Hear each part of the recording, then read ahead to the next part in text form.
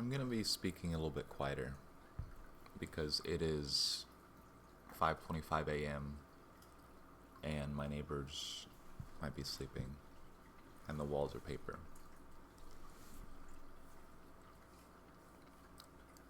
I got kindly reminded by a friend today that the raw meat diet, the Primal diet by Wonderplanets,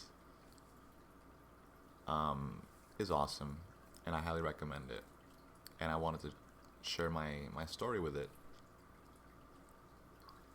because it radically, it's probably the single most important thing I've ever learned, which is saying a lot. And that's this: the raw meat is not only not harmful, but it is highly beneficial, and in fact likely critical to our health and well-being, for certain levels of existence or reality. I'll give it that caveat. I'm allowing other diets and modalities to coexist, but I can't deny the power of the Primal diet.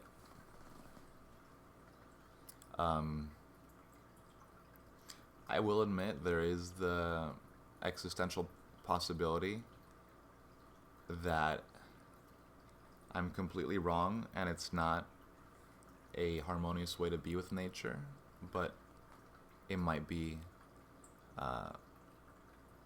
it could be demonic.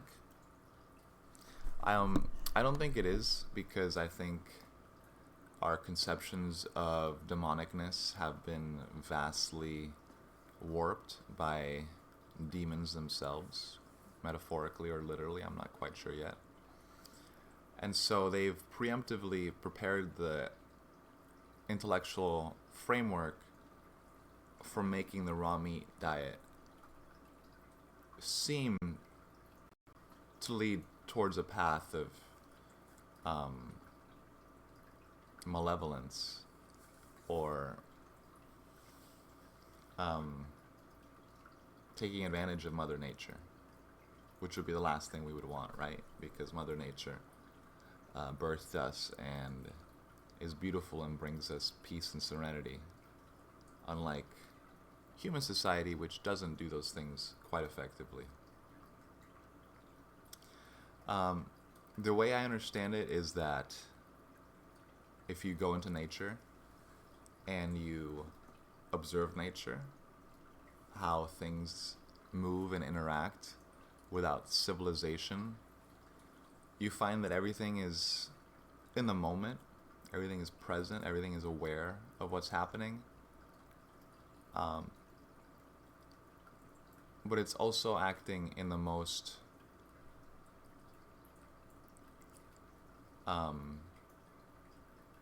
primitive, archaic way of living, which is you need to kill to live. And all of nature is like this. A tree casting its shadow stops or kills things growing. Eating a fruit stops things growing that would have grown if you let that fruit fall to the ground. I know that's not as good of an argument as the previous one, which is why fruitarianism is, I think, the goal of health, right? Like fruitarianism or breatharianism, which would be fantastic, to not have to take from nature life, not have to give it death. This would be great, but it doesn't work for me. My body does not react well in any way. It could be because I'm interpreting detox symptoms as something else, or I don't think so, though, because it's mainly the mental and emotional states that I develop when I eat those things, and then I usually become very quickly depressed, anxious, cynical. Um,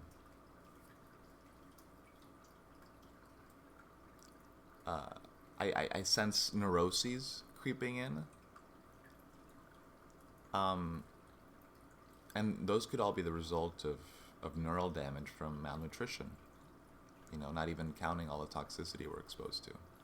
So, my mental health is the metric that I utilize to judge whether things are good or bad for me, because um, it's hard to describe, but I can tell when I'm feeling good, right? We can all tell when we're feeling good, and feeling good is better than feeling bad. Yes. So I try to maximize feeling good, and that's why I love the Primal diet, because whenever I eat it, just from a single bite of pretty okay quality raw meat, I feel the effects immediately within seconds. It's even more impressive than other health modalities that I'm not going to discuss right now, because this is a bit too shocking even for this video. The idea of eating raw meat, most people can't handle that at all. Not even sushi, some people. But anyway, forget where I was going with that. It doesn't matter. Let me talk about how I discovered the diet. And it's kind of in the coolest way possible. I literally stumbled upon it. Literally. And I mean that in kind of a joking way, because there used to be this toolbar for internet browsers called Stumble Upon. And it was great. I mean, I think it still exists, but back in the day, there's a list of interests, and you would check off which ones you have. And one of the ones I checked off was diet and nutrition, right? And this website was great because people would recommend websites that they found. And back then, the internet was a lot more free and varied. And so people would recommend random websites.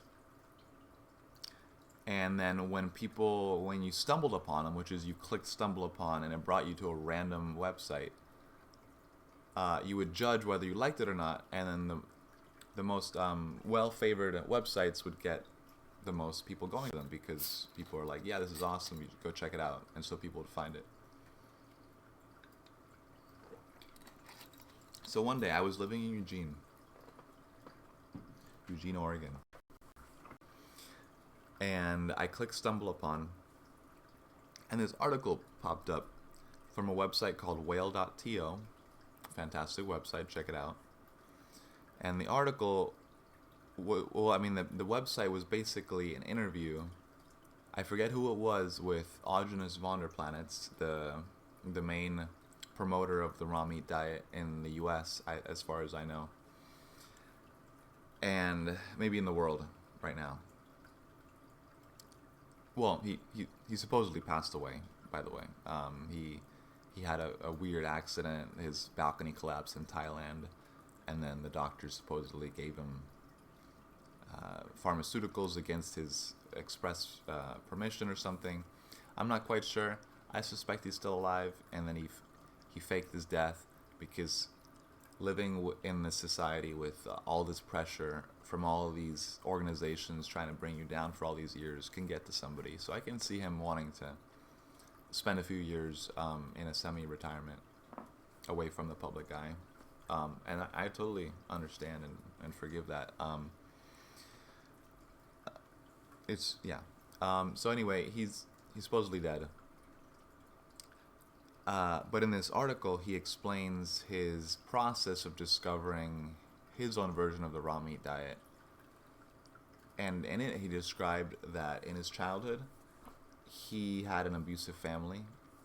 His mother was a nurse, and his brother would purposefully push him onto rusty metal so that his mom would give him tetanus vaccines, injections, because every time he'd get pushed onto the metal, she'd give him an injection because she was a nurse, and that's what you're supposed to do.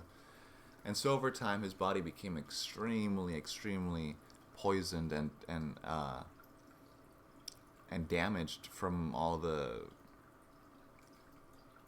obvious poisons they put in the vaccines. If you study the actual materials. A side note, why do they do this? Because it's very easy to make money off of sick people. And if you have a population of sick people, you can make billions and billions of dollars off of them, and they'll just slave away, barely getting by just to pay their medical bills. Or pay for their health insurance. So it's a great moneymaker, of course. And so Augenis became extremely poisoned by his mother's inadvertent abuse and his brother's advertent abuse. And I think he developed autism or extreme autism somewhere along there. I think he had several types of cancers. I don't remember the exact story. You can check it out. I'll post it in the info section. It's called Interview 7, by the way. Interview 7. And I think he eventually moved away from his family in his 20s. He was still extremely autistic and had a bunch of health problems. I think he was working as a computer programmer or something like that. Something where his type of autism helped him a lot in those kinds of work. And I think he was making a good amount of money. I think he started maybe with, I remember something about carrot juice and maybe milk. I'm not sure about the milk. I think a nurse one time maybe recommended the milk, and that helped him a lot. But I think eventually the cancers or something caught up with him. And the story he tells is this, and I say that way because I've heard that there's multiple versions of this story. So I'm not sure which is the objective truth. But I thought I'd just mention it. His story is that he crawled into the desert. Oh, by the way, trigger warning. Skip ahead or turn off the video if you don't like. I mean, I should have said that at the beginning, but so anyway, he crawls into the desert to die, and this is in America, right? American desert. He doesn't crawl. He drives and then walks or whatever, and he's like, I'm gonna go into the desert and just die. I'm gonna starve myself to death. He just couldn't keep living, with that kind of suffering. Also understandable.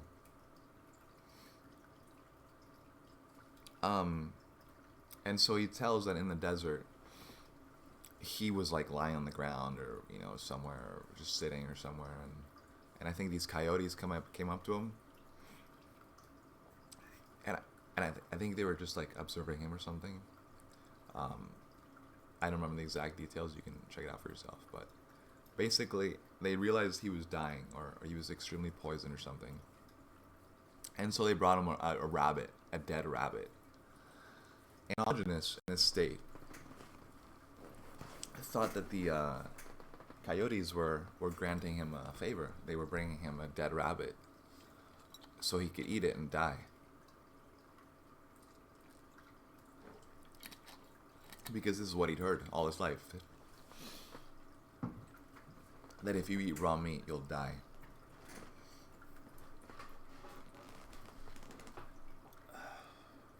That is a demonic truth. And so he ate the rabbit, and he immediately felt vitality rushing through him.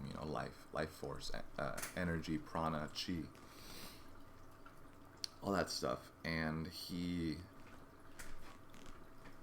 changed his life around. He started eating raw meat every day. He started investing his money into researching why it was the way it is. He did tons of tests and analyses, supposedly all paid out of pocket, because the corporations and universities and things will never put funds into testing raw meat on humans or putting raw meat through experiments, because right? Their excuses is there's too many variables or something, right? They're like, you gotta pasteurize it to make it standard, and because according to them, pasteurization, cooking it, does nothing to the nutrients. It doesn't harm them at all. And that couldn't be further from the truth, right? Like, if you cook something, it changes completely. Basically, it changes a lot. So he researched. He spent a lot of years researching and healing himself, and he eventually developed even more intense concepts than just eating raw meat. He discovered, or was led to, something called high meat, which is, you basically take meat and you ferment it, and I believe it's 17 cycles if I remember correctly. So what you do is you slice up good quality meat. I've never done it. You slice up good quality meat into like cube-sized chunks, like this big maybe, and then you stick them in a jar, a glass jar. Always glass, always better than metal, and for all this. And you stick it in your, like, you seal it and you stick it in your fridge, and then every 3 days, 17 times, I believe. Correct me if I'm wrong. You open it, you air it out, and this allows 17 individual stages of bacterial growth to occur. 17 specific individual stages.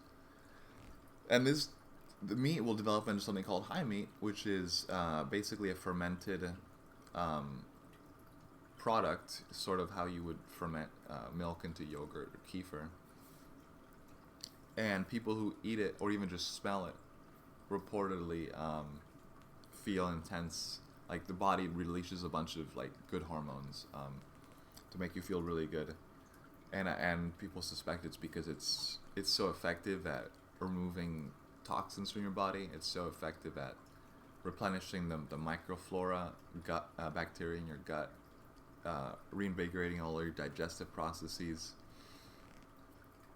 giving the body just straight up just pre-digested nutrition in a very absorbable form. So it does fantastic things for the bodies, reportedly. And if it's anything like just regular raw meat, I imagine it must be quite magical. And I'm looking forward to the day where I find the courage within myself to try what is, in essence, it's not technically rotten, but you know, it feels like it with all the programming. And the idea is that animals and humans would hunt, and then they would bury the animal or carcass to preserve it, and then they would come back and eat it. And so even though it smells very strong, and it might have maggots and things crawling in and out, it's 100% safe because there's zero industrial toxicity in it. There's zero heavy metals built up, right? Forget everything you've read about where disease comes from.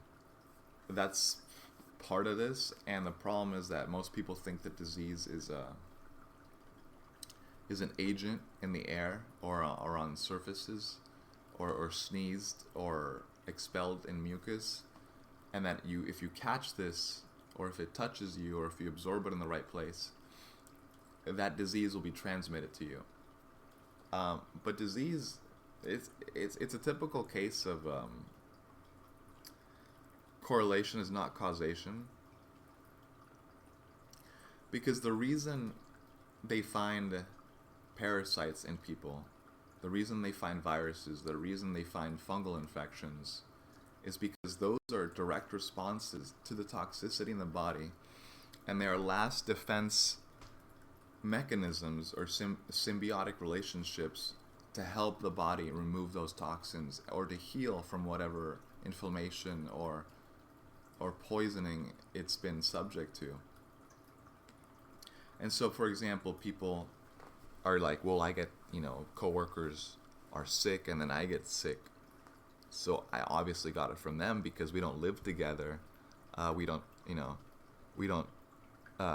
eat together, so our diets are very different. What's up with that? And the reason is, well, you're working together in the same space. you're subject to the same environmental pollutants like dust or asbestos in some horrible cases. Um, all the chemical off-gassing by all the plastics and synthetic substances that most furniture and things in buildings are made of these days. But that's just like, I would say probably 10% of it. The main thing is that it's starting to get cold, it's starting to get dark, and what do people do? They shut themselves off in these boxes with minimal airflow. They shut themselves off from the sun even though it's cloudy. Did you know that sunlight penetrates cloud cover? Like UV rays penetrate cloud cover, so even if it's cloudy, you'll get vitamin D from being outside. So people shut themselves off from the sun. Their diets get extremely bad as a society, because the fall is the season of gluttony. You know, Thanksgiving is usually a big feast full of carbs and sugar and alcohol. If it was just turkey, it'd be fine, but it's the stuffing and the cranberries and the alcohol and the marshmallows and the yams. It's all a lot of it is just sugar. And then you have Halloween and Christmas, and it's the same thing. You know, like especially kids, you give them a lot of candy. And so, of course, the kids get sick around that time. Like, what else are you gonna do? They're shut inside inside their dusty, moldy houses, because Americans don't really like to air out their houses for some reason. I don't really get it. It's always a good idea to air out your house at least once a week, if not daily. And so, yeah, people get sick in the fall. They get something called influenza, which is a virus of the body probably synthesizing vitamin D from cholesterol artificially. That's just a random guess I just thought of. That's probably its main function, because I don't really... Once you realize the connections, there's no point in figuring out the cause. You know, there's so many variables. Or it could be... Another thought I had recently is that people in summer, they also shut themselves off from the sun and the heat. So not only are you shutting yourself off from the cold in winter, but you're shutting yourself off from the heat in summer. And so summer, instead of sweating, which is really good for you, and instead of getting a bunch of vitamin D from the sun, which is really good for you, you're not getting any of that. So of course it compounds once you deprive yourself of those things even more in the winter. Another great one is polio, because, well, polio saved the world because it saved us, because vaccines saved us, or sorry, vaccines saved the world because vaccines saved us from polio. Well, polio is nothing more than childhood paralysis that it usually extends into adulthood, caused by heavy metal accumulation. And the reason this becomes obvious is if you study any books, like for example, any books by Suzanne Humphreys or Forrest, where is it? I'll just show you.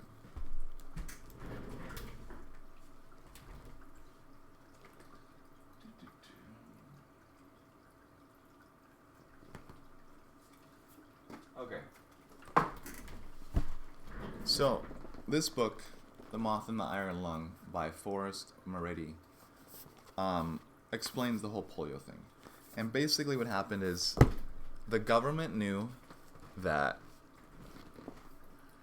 things like cyanide, I don't remember if it was cyanide, I think it was cyanide, but most importantly, things like lead and mercury were extremely poisonous, especially to children, because children's intestines are really close to their spinal cord, and so as adults mature, the intestines kind of separate from the spinal cord a bit, and there's more separation space. But in children, they're really close together, and so if toxins come down into the intestines and stay in the intestines, they deposit there, and then they migrate over to the spinal cord, and so they stay at the bottom of the spinal cord, and this is what triggers the muscular and neurological issues which cause them to have partial paralysis. And where did it come from? Well, it was being sprayed on all the fruit trees and plants in those times as pesticides, they called them. They said, oh, we got to spray them with this stuff because the moth, this invasive moth, they said it was the only way to combat it. And so children were eating these fruits off these trees, ingesting the mercury and the lead and other heavy metals. And they were developing this paralysis, and the government, in I'm sure in collusion with the blossoming and burgeoning pharmaceutical corporations, realized that if they pretended like it was a disease, they could sell a product to the people and give people a product that not only would make them a lot of money just by selling it, the polio vaccine, because local governments have to buy it from the manufacturer. But not only that, but they hold on, I lost it. But they knew that a population that was injected with these vaccines would develop even more of these issues, different issues, mostly neurological issues, because once you inject something into the bloodstream, it can cross the blood-brain barrier, and it totally bypasses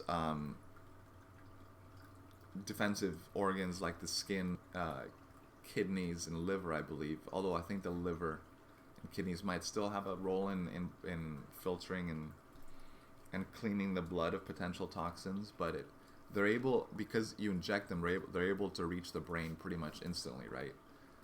And so they deposit in the brain because it's a very vulnerable and sensitive area. And then you get things like autism. And yeah, it's probably exacerbated by Tylenol or whatever. There's research about it. I think he was the dean of the Harvard School of Medicine that announced the whole Tylenol thing. I think it's a big diversion. I think it's only about 5% of the truth of where autism truly comes from. I think autism is 95% of the time heavy metal toxicity and accumulation from vaccines and environmental toxins, like environmental sources like car brakes or cities or synthetic materials or industrial pollutants from factories.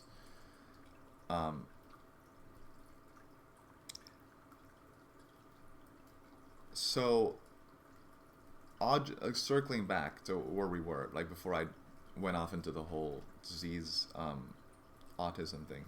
And so, well, I guess I could give more examples of diseases which are actually myths and things, but I feel like I need to compile a better list because I'm just coming off the top. I'm just ad-libbing, improvising.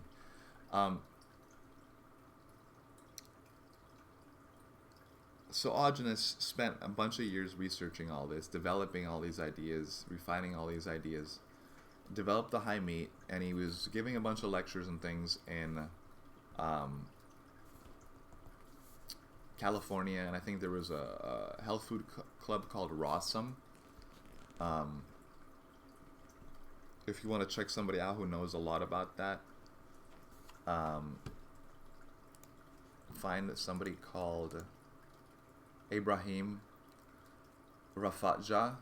I hope I'm pronouncing that somewhat correctly. He worked at Rawsome, I believe, and recorded a bunch of Augenis' lectures, and he's a great resource if you are curious about the topic. And then he eventually gave this interview to this lady, I believe it was, and the article that I read on StumbleUpon, right? What a meandering story. And so I read this article, this interview, and at the time I was in my early 20s, right? And so I was extremely depressed with society and anxious about so many things. And I didn't know why. I thought it was just because I was like a little bit messed up and like a little bit traumatized and like in a foreign country, never really fully like settled in, that kind of thing. But now I realize that it was just extreme uh, nutrient deprivation. And of course, my family fed me really well, considering everything they knew. And so that it would be extremely unfair of me to put any blame on family. Even though, of course, the ego wants to say like, oh, why didn't you think about this more? Why didn't you research this more? But of course, there's so many levels of ignorance and deception that we're all just trying the best we can to work our way through them and out of them, and then pass on our wisdom to the next generation so that they can hopefully escape from this labyrinth of lies and trickery, smoke and mirrors that has been set up.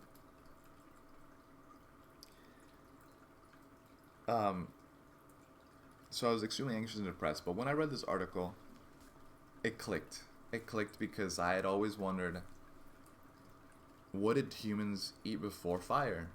Because I understood that fire was only 40,000 years old, and we'd been hunting meat for hundreds of thousands of years. So I guess it never been fully explained to me, or I never fully realized that we ate raw meat, for many thousands of years, according to the official history. Who knows what the real history is? And it just clicked. It was like, well, duh, we can eat raw meat, like, like, yeah, humans are such scaredy cats sometimes, and so easily, yeah. Anyway, I had to try it, so I immediately went to sunshine. Something about the sun. It's like a food co-op in Eugene. I got a bunch of eggs. I got a thing of raw milk, raw goat milk. And I don't think I was ready to try raw meat at the time, but I was ready to try raw eggs and raw milk. Raw milk was fantastic. It was delicious. Actually, I don't think I did raw milk at first. I just did the eggs. The eggs seemed like the most difficult thing to overcome at the time, and indeed it was. And to this day, the texture of eggs still weirds me out a bit. 12 years later.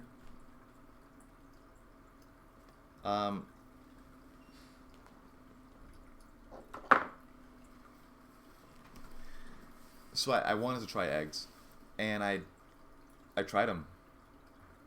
And for the first time in my life, I felt all this like energy, like, oh, it was so good. I'd been like so lazy and lethargic for months, and I felt this wonderful energy, like I just wanted to run down the block. And so I did. I just went outside and I just ran like 3 blocks, which I'd never done before. I hadn't done in like 10 years since I used to play soccer in middle school. I hadn't run for fun in ages, because I just like, in school,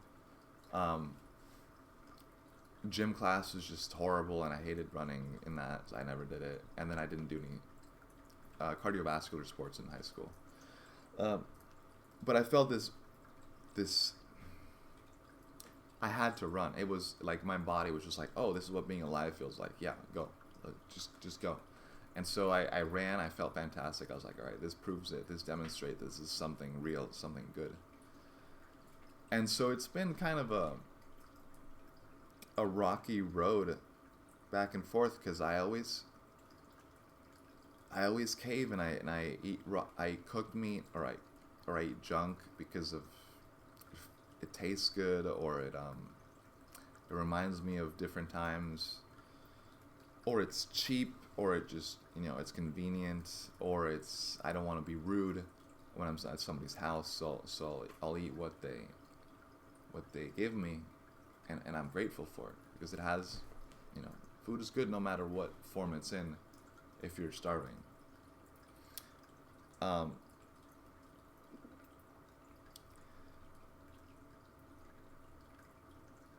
I haven't fully committed to it, and I think that's why I'm making this video, because I feel like I'm ready to fully commit to it. I've reached a point where I don't think I need chocolate.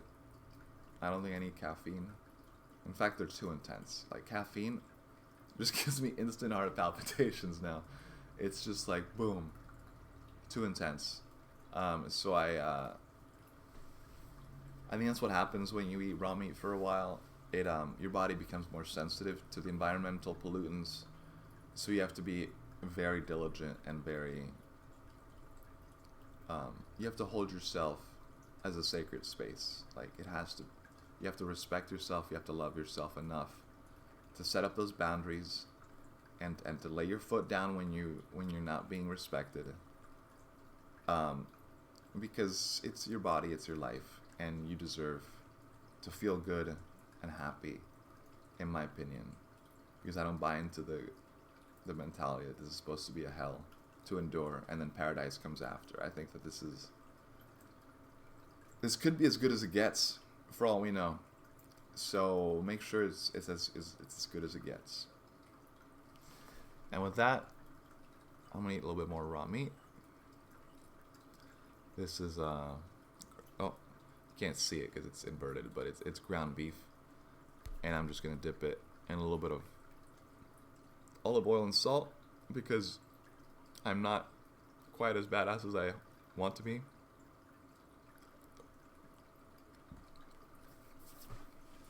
And honestly,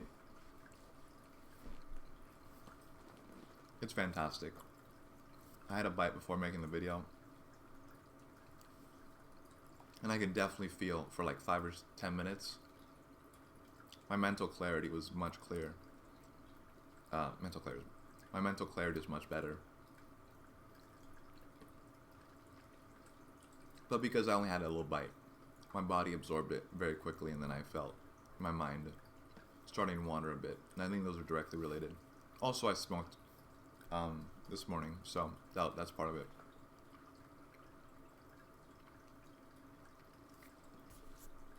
But even in this ground beef that is not that great quality because it's kind of mushy, pre-frozen.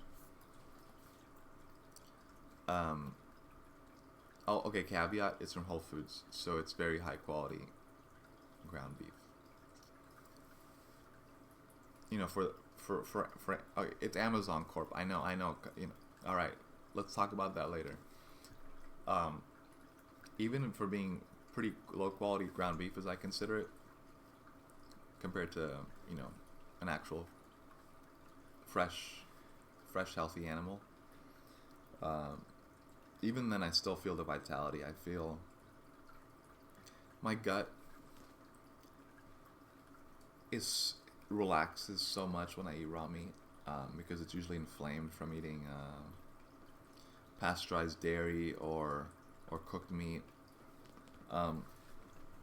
This salt, I will admit, is not primal. Audrina says that salt is usually very poisonous, but if I am unable to overcome my programming as to the texture of it, because I did not experience it as a child. If I'd experienced it as a child, it wouldn't be an issue right now. But because my programming makes it feel like this mushy texture is not palatable. And also because of all the salty, sweet foods I've had all my life, like my palate is all sorts of messed up. I need to eat more raw meat. Even though it's not, yeah. Interesting. Well, not the best way to end the video. Just trust me, I'm just gonna eat this meat, and my mind will be 100% Gucci. Yeah, thanks for listening.